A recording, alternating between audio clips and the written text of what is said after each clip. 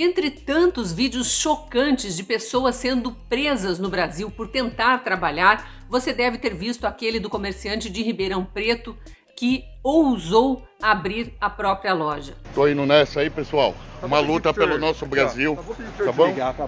É o polícia todo educado, pedindo para desligar o celular, eu vou desligar, mas a rua tá fechada aqui, ó, tô sendo preso, tá? Conto com vocês. Se não viu, aí está a cena revoltante. Um homem que desfrutou do seu direito de ir e vir, de trabalhar, indo parar atrás das grades de uma delegacia de polícia. Por sorte, ainda há alguma sensatez nesse Brasil que manda soltar bandidos e prender gente honesta, que se cuida dos outros, respeita as regras sanitárias, mas não pode ficar em casa sem trabalhar. No dia seguinte à prisão do comerciante, um juiz mandou soltá-lo. E o despacho desse juiz merece ser conhecido e discutido, porque traz uma argumentação sólida em defesa das liberdades individuais. Eu sou a Cristina Grêmio, colunista da Gazeta do Povo, e nesse vídeo vou falar de liberdade. Liberdade de ir e vir, de trabalhar, mas também liberdade de expressão, de opinião, de manifestação, que vem sendo muito atacadas no Brasil.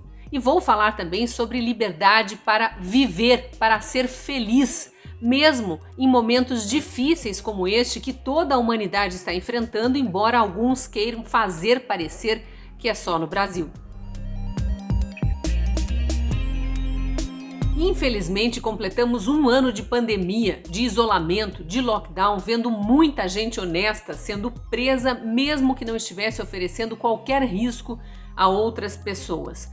Mulher sozinha, tomando sol numa praça, adolescente, atleta, nadador, preso ao sair do mar quando ia se encontrar com a mãe que esperava na calçada, e isso numa praia semideserta. E muitos trabalhadores que ousaram sair de casa para trabalhar porque não podiam ficar sem buscar o próprio sustento. O caso mais recente foi o do comerciante de Ribeirão Preto, em São Paulo, Eduardo Cornélio. Como hoje tudo é documentado, nós pudemos acompanhar o flagrante filmado e narrado pelo próprio comerciante enquanto fechava a loja e era conduzido pelos policiais. E depois acompanhar a filmagem feita pelo filho dele quando foi levar comida para o pai na cela da delegacia.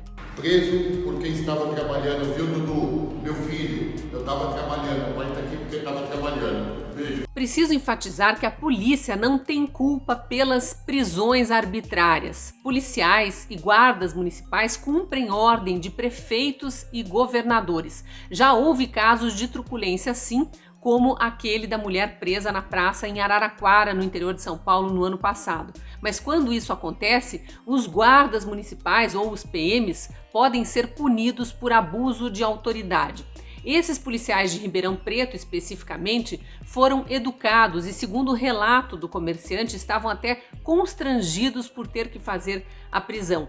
Em São Paulo, assim como em outros estados e também nas cidades espalhadas pelo Brasil, há decretos assinados por governadores, por prefeitos, que mandam fechar serviços considerados por eles como não essenciais. Era o caso da loja desse comerciante que foi preso em Ribeirão Preto. A questão é, o governador João Dória e os demais governadores e os prefeitos também têm mesmo o direito de fazer isso com a população, de avançar sobre as liberdades individuais garantidas pela Constituição, de mandar prender em flagrante quem desrespeita os decretos de lockdown? O juiz Giovanni Augusto Guimarães de Ribeirão Preto, em São Paulo, acha que não. No dia seguinte à prisão do comerciante, ele atendeu a um pedido da Defensoria Pública de São Paulo e expediu a ordem de soltura do comerciante. A decisão do juiz foi publicada pela Gazeta do Povo e está circulando também na internet. Em um trecho, ele diz o seguinte, abre aspas: conforme ressabido, de acordo com os artigos 136 e 137 da Magna Carta Brasileira, as únicas hipóteses em que se podem restringir alguns dos direitos e garantias fundamentais são os chamados estado de defesa e estado de sítio, cuja decretação compete ao presidente da República, com aprovação do Congresso Nacional, nos termos dos mesmos dispositivos constitucionais citados. Atualmente não vigora nenhum regime de exceção no Brasil, de modo que o direito ao trabalho, ao uso da propriedade privada, no caso o estabelecimento comercial, e a livre circulação jamais poderiam ser restringidos, sem que isso configurasse patente violação às normas constitucionais mencionadas. Fecha aspas. Nesta decisão, o juiz também cita entendimento recente de ministros do STF ao julgar uma ação no fim do ano passado, uma ação proposta pelo PDT de Ciro Gomes que pretendia tirar ainda mais poderes do presidente da República. Os ministros decidiram que as medidas adotadas pelas autoridades de todos os níveis no combate à pandemia precisam ser justificadas e precisam obedecer aos critérios da Organização Mundial de Saúde, OMS, e também ter respaldo científico. E aí o juiz cita um estudo da Universidade Federal de Pernambuco, outro da Universidade de Stanford, nos Estados Unidos, e mais um publicado pela revista britânica Nature, que colocam em dúvida a eficácia do lockdown, porque os cientistas compararam cidades e estados de vários países que adotaram medidas restritivas de abertura de comércio, de circulação de pessoas, com cidades e estados de vários países que tomaram medidas menos restritivas e não identificaram diferença nos números de contaminados e de mortos. Abre aspas de novo para o juiz. A Organização Mundial de Saúde já apelou aos governantes para que deixem de usar o lockdown, medida que tem apenas uma consequência que você nunca deve menosprezar: torna os pobres muito mais pobres. Fecha aspas. E aí ele faz uma pergunta e ele mesmo responde. Abre aspas de novo. Qual então o respaldo do decreto governamental no qual se fundou a prisão do indiciado diante da Constituição da República, da decisão do Supremo Tribunal Federal pertinente ao tema, das orientações da Organização Mundial de Saúde e da ciência? Absolutamente nenhum. Fecha aspas. Ou seja, mesmo considerando a intenção do decreto governamental de atrasar as internações até que os hospitais possam se organizar e abrir mais leitos, não dá para entender a prisão do comerciante. Se a decisão do juiz de Ribeirão Preto trouxe algum alento a respeito das liberdades de ir e vir, de trabalhar, de garantir a subsistência da família, o mesmo não se pode dizer quanto à liberdade de expressão, que segue ameaçada. Eu já gravei outros vídeos falando disso, mas nunca é demais lembrar daquele inquérito ilegal das fake news, do outro chamado de inquérito dos atos antidemocráticos, que tiram a liberdade de expressão, de manifestação de descontentamento a respeito da forma como os ministros do STF vêm atuando e também do Congresso, e que vem produzindo buscas, apreensões, prisões arbitrárias, sem que os alvos sejam sequer informados por que estão sendo investigados ou do que são acusados. É gente perdendo liberdade de expressão, liberdade de manifestação de pensamento e até a liberdade de se defender das acusações, já que o STF, que é o encarregado das investigações, não informa os investigados e nem mesmo os advogados dos presos sobre os motivos da prisão.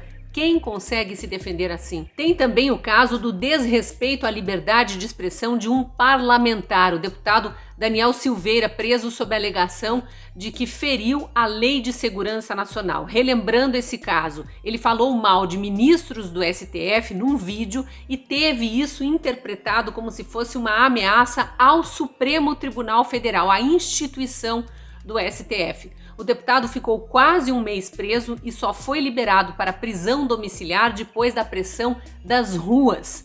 As pessoas livres ainda foram para a rua em meio a uma pandemia, a vários decretos de lockdown desafiando, isso, mas foram para a rua de forma espontânea pedir o quê? Liberdade. Ainda que as manifestações tenham sido boicotadas pela maior parte da imprensa, há vídeos por toda a internet para quem quiser ver, mostrando que assim como as pessoas que saem de casa para trabalhar, na quase maioria, os manifestantes também respeitavam as regras sanitárias, usavam máscara, álcool em gel, mantinham um distanciamento, tanto que a maior parte das manifestações foram carreatas, inclusive. As pessoas nem saíam dos carros, mostravam cartazes, gritavam pedindo liberdade. Bem, os que acusam de irresponsável quem ousa se manifestar contra ordens autoritárias e inconstitucionais, contra decisões arbitrárias do STF e aplaude quando a polícia chega para prender esses cidadãos honestos por terem cometido crime de ir e vir, crime de se manifestar, crime de opinião, agora começam a sentir o peso do apoio que deram a medidas ditatoriais, fascistas, como eles mesmos gostam de classificar.